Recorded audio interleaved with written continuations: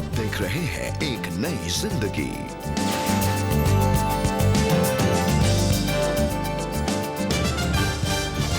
Good morning दोस्तों, आपका बहुत बहुत स्वागत है एक नई जिंदगी के आज के प्रोग्राम में। जिंदगी में मिली एक और सुबह और एक नई जिंदगी में आप सब लोगों का स्वागत है। हम अपने मंथ लॉन्ग सीरीज रिजेक्शन को आगे बढ़ा रहे हैं और आज एक बहुत स्पेशल थीम है। जी, वो थीम क्या है रेबेका? वो थीम ये है कि हम रिजेक्शन की बात कर रहे हैं। पूरे इस महीने हम रिजेक्शन की बात कर रहे हैं। आज हम जानेंगे कि वो कौन सी चीज़ है, कौन सी बात है, कौन सी फीलिंग है जो रिजेक्शन को खत्म कर देती है। मतलब रिजेक्शन को कैंसिल करने वाली भी कोई चीज है? जी, दर्शकों, आप भी सोच रहे होंगे क्या है वो चीज। कोई बात नहीं, माइंड पे ज्यादा दबाव मत दीजिए। वो है LOVE, लव, प्रेम, मोहब्बत, प्यार। वो हर रिजेक्शन को कैंसिल करने वाली सामर्थ रखती है लव। जी बिल्कुल दोस्तों, प्रेम में वो सामर्थ्य है कि वो हमारे जीवन से रिजेक्शन को बिल्कुल दूर कर सकता है, मिटा सकता है, खत्म कर सकता है। तो हमारी यही प्रार्थना है कि आप भी एक दूसरे को प्रेम दिखाएंगे, अपने से प्रेम करेंगे और सबसे बढ़कर आप परमेश्वर से प्रेम करेंगे जो आपसे प्रेम करता है। आइए दोस्तों, आज हम आपकी मुलाकात कराएं रोजी महाजन से। इनकी लाइफ में बहुत सारी मुश्किलें थी। इन्हें बचपन से ही प्रेम नहीं मिला। हमेशा ये प्रेम के अभाव में पली बड़ी और इन्होंने देखा कि कैसे इनका परिवार इन्हें स्वीकार नहीं कर रहा था, इनसे प्रेम नहीं कर रहा था और चलते चलते इन्होंने अपने आप को भी अस्वीकार करना शुरू कर दिया। ऐसे जीवन में कैसे बदलाव आएगा, आइए इन्हीं से मिलकर हम जानें और बहुत ही खूबसूरत ये बदलाव की कहानी हम देखें। तो आइए मिलते हैं रोजी महाजन से। पंजाब से संबंध रखने वाली रोजी महाजन की परिवार में परवरिश कुछ अलग तरीके से हो रही थी। बचपन से ही मैंने पाया कि मेरे भाई बहन का जो व्यवहार था मेरे लिए अच्छा नहीं था। पापा की तरफ भी देखा तो पापा का व्यवहार भी मेरे लिए अच्छा नहीं था और मैंने देखा कि मेरी मम्मी मुझसे प्यार करती है और मेरे रिश्तेदार ये कहते थे ये हमारी अपनी है और मुझे कहते थे कि ये हमारी अपनी नहीं है। मैं बहुत रोती थी। मैं ये सोचती थी कि मैं इनकी अपनी क्यों नहीं हूँ, ये मुझसे प्यार क्यों नहीं करते। जब मैं धीरे धीरे बड़ी होती गई तब मुझे पता चला कि मेरे जो बहन भाई है और जो मेरे पापा है वो मेरे अपने सगे नहीं हैं, वो सौतेले हैं। सगी सिर्फ मेरी मम्मी थी। इसके बाद रोजी का परिवार रिटायरमेंट के बाद लुधियाना शहर आ गए और यहाँ अचानक उनके पापा की तबीयत खराब होने लगी। उनके हालातों को देखते हुए उनकी मामी उनके घर पर आईं, जो प्रभु यीशु मसीह के मार्गदर्शन पर चलती थीं। और वो बताती थी कि प्रभु यीशु मसीह है जो तुमसे प्यार करता है और वो तुम्हें सही राह दिखाएगा और तुम्हारे ऊपर जो भी परेशानी है, जो विपत्तियाँ है, उससे बाहर निकालेगा। इसी दौरान चर्च में शादी पे जाने का मौका मिला। मैं और मेरे मम्मी पापा हम सब गए और मेरे पापा ने वहाँ पर जाकर एक शांति को महसूस किया और उन्होंने बोला कि मुझे ऐसी शांति कहीं नहीं मिली है जो आज यहाँ पर चर्च में मिली है। और पापा ने पास्टर जी को घर पर बुलाया और प्रार्थना करवाई और उनके पिता जल्द ही दुआ और दवा के द्वारा ठीक होते चले गए। और फिर उसके बाद घर की परिस्थितियाँ भी ठीक होती चली गई। इसको देखते हुए मेरे मम्मी पापा ने प्रभु यीशु मसीह पे विश्वास करना शुरू कर दिया। मैंने देखा कि मेरे पापा के बिहेवियर में चेंज है, वो मुझे प्यार की नज़रों से देखने लगे और उसके बाद मैंने सोचा कि भी कुछ तो बात है। कुछ दिनों के बाद रोजी की मम्मी ने उनकी शादी गाजियाबाद के एक मसीही परिवार में कर दी। कुछ समय के बाद रोजी रोजगार के लिए अपने पति के साथ पटियाला आ गई। हम जगह जगह जॉब ढूंढ रहे थे लेकिन हमें जॉब कहीं भी नहीं मिल रही थी और हम पैसों के मोहताज हो गए थे कि परमेश्वर हमसे प्यार करने वाला कोई नहीं है, हमारा साथ देने वाला कोई नहीं है, हमारी मदद करिए और इन हालातों से बाहर निकाले और परमेश्वर हमसे जो गलती हुई है हमें क्षमा करे। और इस प्रार्थना ने उनकी जिंदगी को बदल कर रख दिया।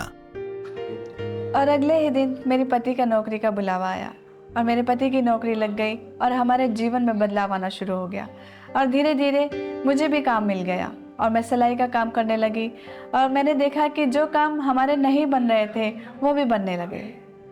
इन बदलावों को देखते हुए मैं समझ चुकी थी कि जो प्यार मैं संसार में ढूंढ रही थी, जो प्यार मैं रिश्तों में ढूंढ रही थी, वो मैं गलत थी और मैंने जाना कि यीशु मसीह ही प्यार है जिसने मुझसे सच्चा प्यार किया और मेरे हालातों को बदल दिया।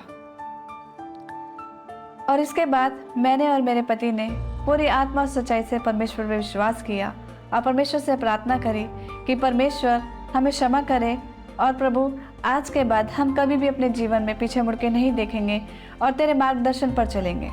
जिस दुनियावी सोच और परवरिश ने रोजी को परमेश्वर के प्रेम से दूर रखा, अब वही रोजी एक आत्मिक परवरिश की ओर बढ़ चुकी है। इसी दौरान जब मैं बाइबल पढ़ रही थी तो एक वचन मेरे सामने आया और उस वचन में लिखा था व्यवस्था विवरण 31:8, और तेरे आगे आगे चलने वाला यहोवा है और तेरे संग रहेगा और ना तो तुझे धोखा देगा और ना छोड़ देगा, इसलिए मत डर और तेरा मन कच्चा ना हो। इस वचन के द्वारा परमेश्वर ने मेरे विश्वास को और बढ़ा दिया। आज रोजी अपने पति और 2 बच्चों के साथ खुश हैं। साथ ही बाइबल के वचनों के द्वारा अपने बच्चों की परवरिश में साथ दे रही हैं। रोजी, thank you for your inspiring challenging story. और वाकई आपने सही मायने में अपने जीवन में रिजेक्शन को एक्सपीरियंस किया है, अस्वीकृति को एक्सपीरियंस किया है, लेकिन परमेश्वर ने आपकी मदद की कि आप प्रेम दिखा सके, माफ़ कर सके, और आप जाने कि परमेश्वर आपसे प्रेम करते हैं and he has accepted you into his family. इससे बढ़कर क्या है हमारे जीवन में। Beautiful, God has accepted you in his family. और कितनी खूबसूरत बात है कि वो परमेश्वर हमें रिसीव करता है जैसे हम हैं, just as we are. Thank you, Rosie, for that wonderful, beautiful story. And we are so happy and amazed, और हम कितने हैरान होते हैं कि कैसे खुदा लोगों के जीवनों को बदल सकता है। बिल्कुल ऐसी ही दर्शकों मैं बताना चाहता हूँ, एक हस्बैंड एंड वाइफ के यहाँ बच्चा नहीं होता था, तो उन्होंने कहा कि ऐसा करते हैं कि बच्चा गोद क्यों नहीं ले लेते, हम किसी को एक घर देंगे, हम प्यार दिखाएंगे, उसको एजुकेशन देंगे। तो बहुत कुछ संघर्ष किया, दुआ करी, और काफ़ी समय के बाद एक ऑर्फनेज में वो जाते हैं और उस ऑर्फनेज में वो देखते हैं कि वहाँ के जो लोग हैं बड़े अच्छे अच्छे खूबसूरत बच्चों को पेश करते हैं उनके सामने। ये देखिए, उनकी बड़ी बड़ी आंखें, खूबसूरत आंखें, फिर कईयों के बड़े चबी चीक्स, और कईयों की तो मुस्कुराहट बिना दांतों के, वाह, ऐसे लगता कोई एंजल मुस्कुरा रहा है। और वो दोनों हस्बैंड वाइफ बच्चों को देख के उनके पालना में, और ये जो क्रेडल्स में देख रहे हैं बच्चों को, ये देखा, वो देखा, यहाँ गए, इधर गए, और कई बच्चों को उन्होंने देखा। फिर उनके हस्बैंड ने देखा कि वो खिड़की के पास एक छोटा सा वहाँ पे कोई एक बच्चा है। उन्होंने कहा कि आप वो बच्चा क्यों नहीं दिखा रहे हमें? तो उन्होंने कहा नहीं नहीं, देखिए ऐसा है, वो आपको पसंद नहीं आएगा, वो हम अलग ही रखते हैं। जब भी कोई आता है गोद लेने के लिए बच्चों को, हम उसको अलग ही रखते हैं। तो उसकी वाइफ ने कहा नहीं, हम भी देखना चाहते हैं, क्या बच्चा है? कहते नहीं नहीं, आपको पसंद नहीं आएगा। कहते नहीं नहीं, हम देखने तो दीजिए। नहीं, वो हमने उनको जरा अलग करके रखा है। बड़ा उन्होंने बोला, फिर जाके उनको वो लेकर गए और उन्होंने देखा उसको एक छोटे से क्रेडल में रखा हुआ था वहाँ पे। और वहाँ पे उन्होंने देखा वो बच्चा जो था बहुत ही बदशक्ल बच्चा था। एक रेयर किस्म की बीमारी थी उसके स्किन पे, उसके चमड़े पे, और वो चमड़ा बिल्कुल उखड़ा हुआ था और बहुत ही भयानक शक्ल थी उस बच्ची की। और वो हैरान हो गए, पहले डर से गए देखकर, और फिर उन्होंने कहा देखिए, हमने आपको पहले ही बोला था, इसको कोई पसंद नहीं करता, जो भी आते हैं हम इसको दूर ही रखते हैं, बाकी बच्चों को लोग ले लेते हैं, इसको हम अलग ही रखते हैं। और वहाँ पे उसकी वाइफ के आंखों में आंसू आ गए और उसने अपने हस्बैंड को देखा। उसने कहा हम तो यही बच्चा लेंगे, जिसको सब रिजेक्ट करते हैं ना, हम उसको प्यार दिखाना चाहते हैं, उस रिजेक्शन को हम कैंसिल करना चाहते हैं, और हम इसी को लेंगे। उन सब खूबसूरत बच्चों को हटाकर हम इसी को लेंगे। दोस्तों, एक सच्ची कहानी है ये कोई मन घड़त कहानी नहीं है। उस दिन उस हस्बैंड और वाइफ ने उस बच्चे को अडॉप्ट किया और उसको वो मोहब्बत, वो प्रेम दिया। और वो बच्ची बड़ी, बेशक शक्ल सूरत वैसी रही उसकी, पर इतना खूबसूरत दिल और क्या स्पिरिट थी उस बच्चे की। और स्कूल जाने लगी वो, लोग देख के डरते थे उसको और हैरान होते थे, पर वो सबसे प्यार से मिलती थी। और दोस्तों, उन्होंने उसको अपना नाम दिया, अपना सरनेम दिया और अपनी फैमिली का हिस्सा बनाया। इसे कहते हैं प्यार, इसे कहते हैं मोहब्बत। दोस्तों, वही चीज मैं प्रभु के साथ देखता हूँ। हमें भी क्या लियाकत, क्या खूबी है। हम भी गुनहगार लोग, इतनी गलतियां करते, इतना कुछ गंदा है हमारे अंदर, हमारा हृदय ढोंगी दुष्ट है, फिर भी वो परमेश्वर आया इस जगत में, दुनिया के ऑर्फनेज में, और उसने हम जैसे लोगों को चुना। ये उसकी मोहब्बत है। हमने उसको पहले नहीं चुना, उसने हमें चुना है। और ये आयत हम आपको देना चाहते हैं, यशाया 43 का 4। मेरी दृष्टि में तू अनमोल और प्रतिष्ठित ठहरा है, और मैं तुझसे प्रेम रखता हूं। दर्शकों, ये परमेश्वर कह रहा है, खुदा कह रहा है। हाँ, किससे? मुझसे तो कह ही रहा है, आपसे भी कह रहा है कि आप उसकी दृष्टि में अनमोल हैं। वो आप उसके लिए एक नगीना हो, एक खजाना हो उसके लिए। You are precious to him. और परमेश्वर, हाँ जी, वो खुदा आपसे प्रेम करता है और वो आपको अपनाना चाहता है। दोस्तों, ये है उसकी मोहब्बत, ये उसका प्रेम। जो दुनिया भी आपको रिजेक्ट कर देना, जैसे भी हो आप, just as you are, he loves you, he loves you, he loves you. कितनी अच्छी बात है ना दोस्तों कि परमेश्वर हमसे प्रेम करते हैं, वो हमें एक्सेप्ट करते हैं। दुनिया अक्सर हमें बदलना चाहती है। दुनिया को हमारे अंदर कभी कुछ ठीक नहीं लगता, कभी कुछ ठीक नहीं लगता, और वो हमें चाहती है कि हम अपने आप को बदलें। लेकिन परमेश्वर हमें जैसे हम हैं वैसे ही वो हमें एक्सेप्ट करता है, स्वीकार करता है। तो आइए हम अपने इस प्रेमी पिता के पास आए, अपनी प्रार्थनाओं को लेकर, अपनी पुकार को लेकर, अपनी जो भी हमारे चैलेंजेस हैं उन्हें हम परमेश्वर पिता के पास लेकर आएं और उनसे हम मदद मांगें। प्रार्थना के लिए अगर आप सहायता चाहते हैं तो आप ज़रूर एक नई जिंदगी प्रेयर लाइन में हमसे संपर्क करें। आप हमें कॉल कर सकते हैं, हमारा नंबर है 9910401010। साथ ही अगर आप चाहें तो इसी नंबर पर आप व्हाट्सएप चैट के द्वारा भी हमसे बातचीत कर सकते हैं, संपर्क कर सकते हैं। समय आ गया है कि हम लेंगे एक बहुत ही छोटा सा ब्रेक, और ब्रेक के बाद आज हम एपिफेनी चर्च की जो हिस्ट्री है उसके बारे में हम जानेंगे। तो हम चलेंगे अमृतसर, पंजाब, और यहाँ पर एपिफेनी चर्च के इतिहास में हम झांकेंगे। Stay with us, we'll be right back.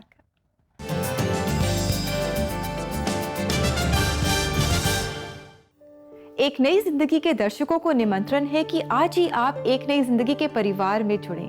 आप एक नई जिंदगी प्रोग्राम को टीवी और डिजिटल मीडिया प्लेटफॉर्म के द्वारा हर घर तक पहुंचाएं, और ऐसा करने के लिए आप हर महीने 50 रुपए का योगदान दे सकते हैं। और अपना योगदान हम तक पहुंचाने के लिए आप स्क्रीन पर आए QR कोड को स्कैन करें और आज ही एक नई जिंदगी परिवार में आप शामिल हों।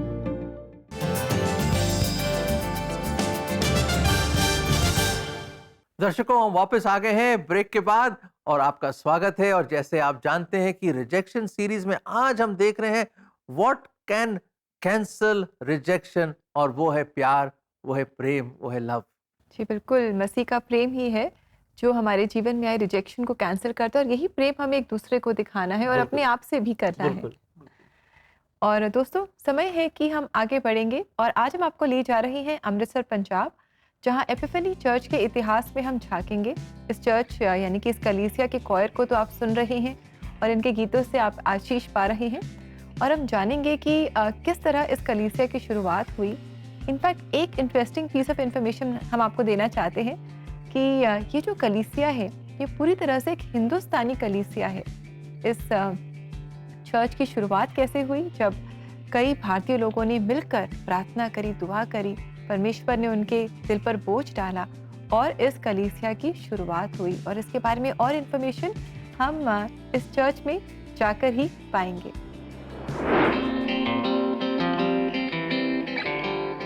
हम इस वक्त एपिफेनी चर्च चाटा में मौजूद है, और ये चर्च ऑफ नॉर्थ इंडिया का डायसिस ऑफ अमृतसर का एक हिस्सा है। 60s में इस चर्च की शुरुआत हुई थी। ये क्योंकि ये इंडस्ट्रियल एरिया थी और यहाँ बहुत सारे लोग इस फैक्ट्री में काम करने के लिए आए थे, और जो मसीह को मानने वाले मसीह विश्वासी लोग वो ये चाहते थे कि हम कहीं बैठ के प्रभु की इबादत करें, आराधना करें।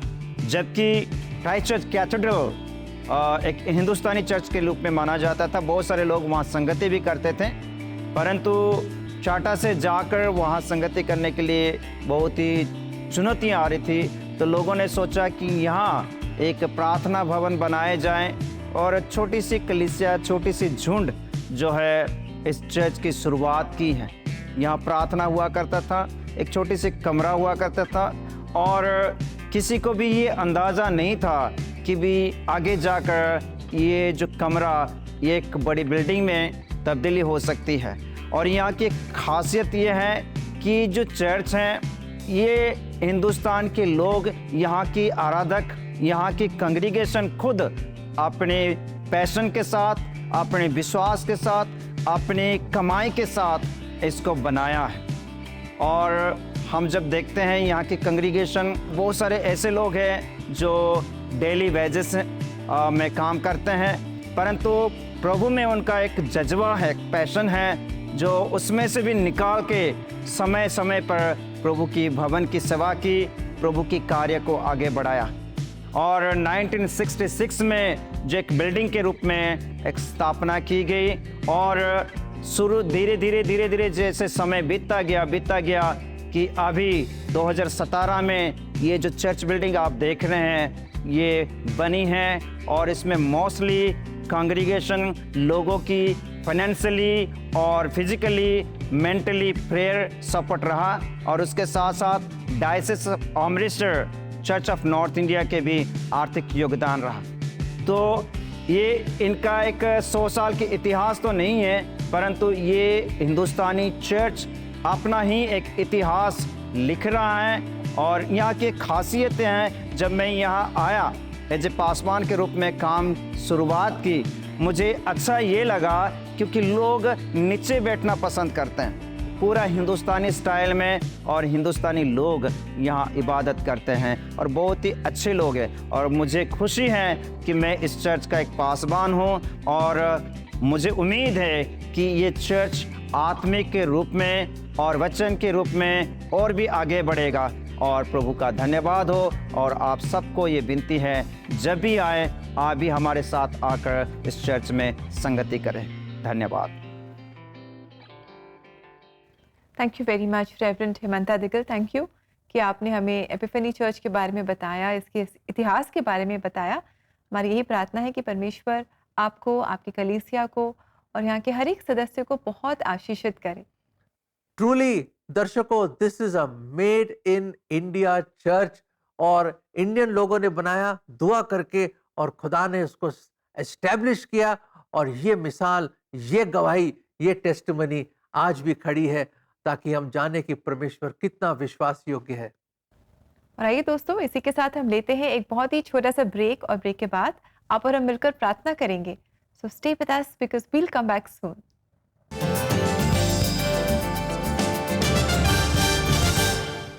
क्या आप अपनी काबिलियत पे शक कर रहे हैं? क्या अब रिजेक्शन सहते सहते आप हार मान चुके हैं? क्या अपने रंग, ढंग, पता, नौकरी आदि के कारण अब आप अस्वीकृत हैं?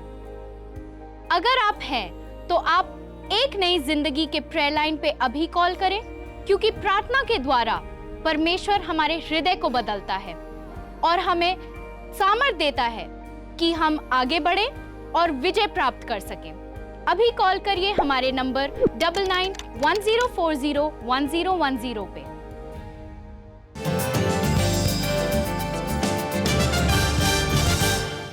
वेलकम बैक दोस्तों। आज एक नई जिंदगी प्रोग्राम में हम बात कर रहे हैं दैट लव कैंसल्स रिजेक्शन। जब हम प्रेम दिखाते हैं तो हमारे जीवन में या हमारे आसपास जो लोग हैं उनके जीवन से अस्वीकृति दूर होती जाती है। इनफैक्ट हम देखते हैं कि जब कोई रिजेक्टेड फील कर रहा है तो, या कोई उनके ऐसे सिचुएशंस हैं, चाहे ऑफिस में हो, चाहे घर पे हो, चाहे कहीं पर भी जहां उन्हें रिजेक्ट किया जा रहा है, अगर हम जाके उन्हें प्रेम दिखाएं तो उन्हें बहुत अच्छा लगता है, उन्हें इंकरेजमेंट मिलती है, उन्हें हौसला मिलता है। जैसे मुझे याद है रेबेका कि हमारे घर में एक भिखारी आया करते थे और वो जा के इधर उधर से खाना खाते थे। तो एक दिन हमारे घर पे आए एक प्रेयर मीटिंग में जी। और उनको बहुत ही फकीर थे, बिल्कुल गंदे कपड़े, लंबे बाल, नाखून बड़े हुए। प्रभु का वचन सुना, उनके जीवन में बदलाव आया। फिर कैसे हमारे पिताजी और हमारी मम्मी उनके लिए दूध और ब्रेड और ब्रेड रखते थे रोज सुबह, और रोज सुबह वो आता था डेली, और वहां पे पहली दफा उसको महसूस हुआ कि फैमिली, उसका कोई फैमिली नहीं है, वो ऑर्फन है और बहुत बुजुर्ग है, जॉब भी चली गई थी उनकी, और वो आने लगे, और उसके उस एक्ट ऑफ लव के वजह से जो लोगों ने उनको रिजेक्ट किया हुआ था, उन्होंने अपने आप को एक्सेप्टेड फील किया और खुदा के पास आए, अपना जीवन उन्होंने प्रभु को दे दिया, और आज वो प्रभु के गुण गाते हैं, और उनका फेवरेट सॉन्ग है सहारा मुझको चाहिए।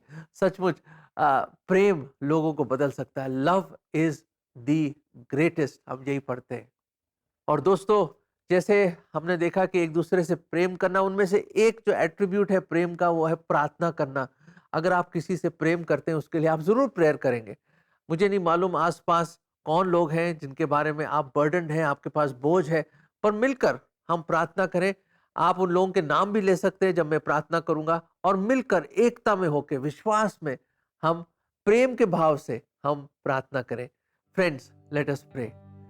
प्रभु जी, हम धन्यवाद देते हैं कि सचमुच प्रभु, हमारे पास कोई लियाकत, ना कोई खूबी, ना कोई अच्छाई, हमारा हृदय दुष्ट, इतना ढोंगी, इतनी गलतियां करते हैं, इतना पाप हमारे जीवन में है, फिर भी प्रभु आप हमसे प्रेम करते हैं।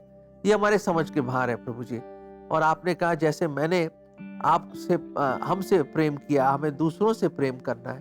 प्रभु जी, आप ये सिर्फ आप ही हमें अनुग्रह दे सकते हैं, आप ही हमारी मदद कर सकते हैं कि जो हमारे आसपास लोग हैं, जो मायूस हैं, वरिड हैं, परेशान हैं, रिजेक्टेड फील करते हैं, प्रभु किस तरह हम उनके करीब जाएं, जैसे आप आते थे लोगों के पास जब आप इस धरती पे थे, और आपकी कंपैशन, आपकी दया और आपका जो प्रेम है हम लोगों के साथ कैसे बांटें प्रभु, उसमें हमें आप समझ दें, अनुग्रह दें, ग्रेस दें प्रभु।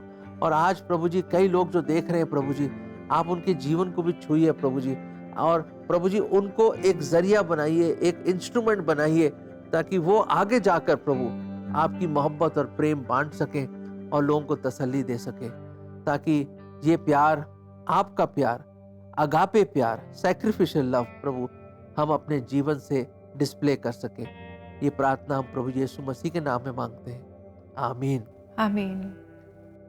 तो दोस्तों, यू आर दैट चैनल, आप है वो जरिया जिससे खुदा की मोहब्बत और प्रेम और उसकी दया और अनुग्रह फ्लो करेगी। You are that channel. प्रभु आपकी मदद करे कि जहां जहां आप जाएं और जहां लोग, इतना दुख है, इतनी पीड़ा, इतनी परेशानी है, you be that instrument of God's love and peace wherever you go. जी बिल्कुल दोस्तों, हमारी यही प्रार्थना है आप सब के लिए। आइए इस समय हम देखें आज के लिए प्रेयर टिप।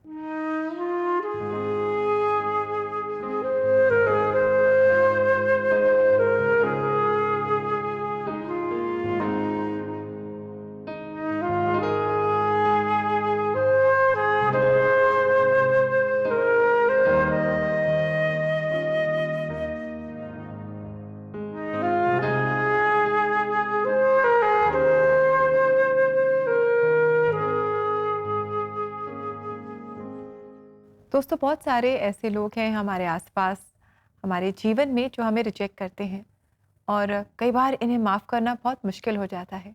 आज हम आपको इंकरेज करते हैं कि आप उन्हें माफ़ करें। आप उनका जो नाम है उसे आप लिख लें, और जब आप प्रार्थना करें तो ख़ास उन्हीं के लिए आप प्रार्थना करें। उनकी क्या ज़रूरतें हैं, उनके जीवन में क्या चैलेंजेस हैं, उनके लिए आप प्रार्थना करें और परमेश्वर से सामर्थ मांगें कि आप उन्हें माफ़ कर सकें।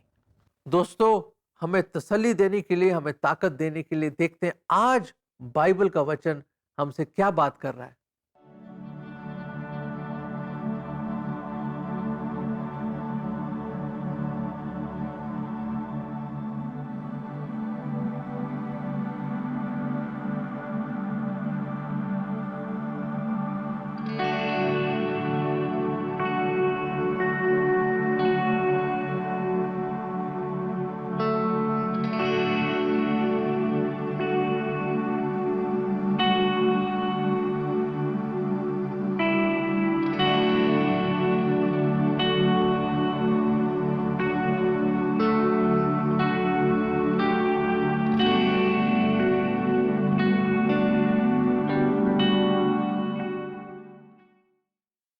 दोस्तों कितना अच्छा वचन है ना, जो हमें इंकरेज कर रहा है, क्योंकि ये वचन हमें बताता है कि परमेश्वर रिस्टोर करते हैं।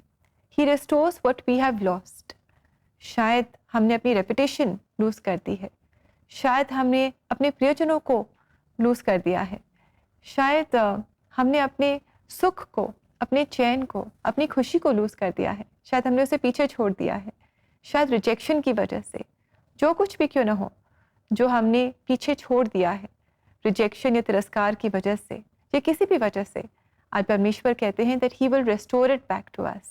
जी हाँ, परमेश्वर अपने प्रेम से हमारे जीवन को भरेंगे और जो भी कमी हमारे जीवन में आई है उसे वो रेस्टोर कर देंगे। जी बिल्कुल दोस्तों, हमें ऐसा करना है। और अब समय है कि हम लेंगे आपसे इजाज़त। और आज हमने एपिफनी चर्च की सैर की और अब समय है कि हम इन्हीं की कॉयर द्वारा गाया गया ये गीत सुने, परम पिता की हम स्तुति गाएं। हमारा परम पिता हमसे बहुत प्रेम करता है, तो आइए हम मिलकर उसकी स्तुति गाएं। इस गीत को हम सब जानते हैं, तो हम इसे गाएं और गुनगुनाएं, इससे आशीष पाएं। कल आपसे फिर मुलाकात करेंगे एक और खूबसूरत एपिसोड में। And until then, have a lovely blessed day and may God bless you friends. God bless you.